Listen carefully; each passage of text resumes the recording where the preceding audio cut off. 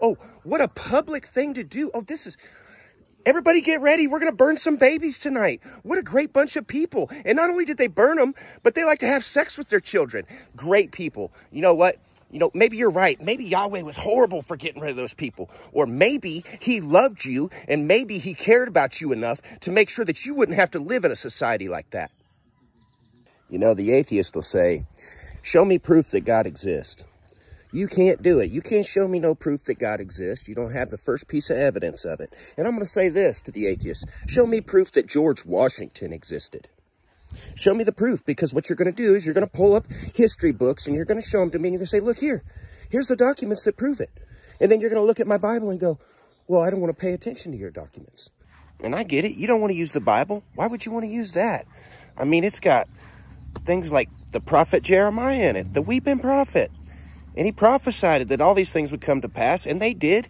And it has the historical record of that in there.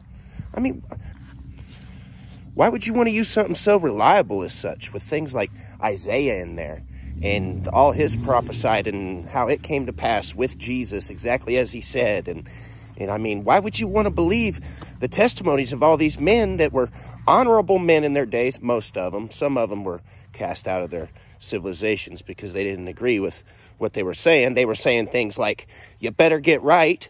You better get right with God, and you better start acting right, because if you don't, God's going to come and he's going to destroy this place. And then guess what?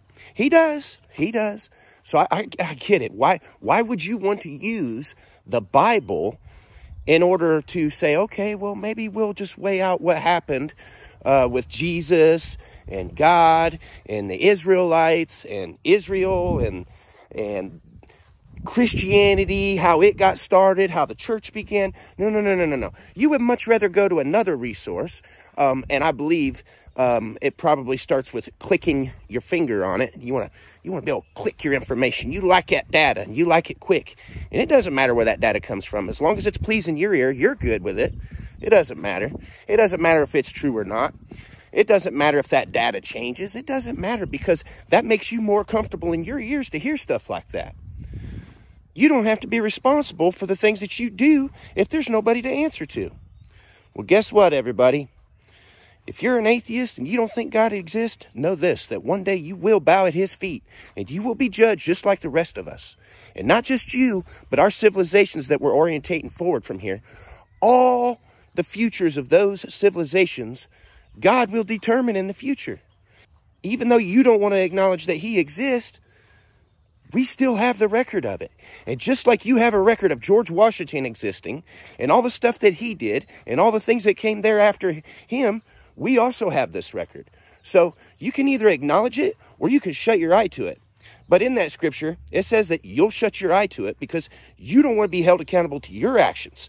And that makes you the blind one, not us.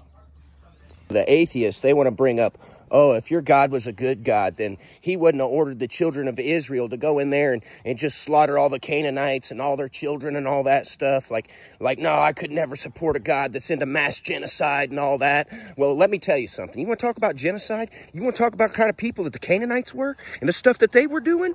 Let's talk about Moloch. What do you know about Moloch, huh? What do you know about him? Because what he was is he was a piece of technology, one of the very first pieces of technology. And what he was a giant bronze, basically robot that you build a fire under and you set your babies on it and your babies would be swallowed up by the fire. Oh, what a public thing to do. Oh, this is... Everybody get ready. We're going to burn some babies tonight. What a great bunch of people. And not only did they burn them, but they like to have sex with their children. Great people. You know what? Maybe you're right. Maybe Yahweh was horrible for getting rid of those people. Or maybe he loved you and maybe he cared about you enough to make sure that you wouldn't have to live in a society like that. But you'll choose to mock Christianity, and you'll choose to believe that the Christian is a fool and that he's a slave to his own mind and he's a slave to his religion. And at the same time, you have all the evidence of what's happened to people like you in history that decided they wanted to go their own way and not give God the glory. And guess what? Guess what? Those civilizations got taken out. And I don't care if y'all like it or not. That's what it is.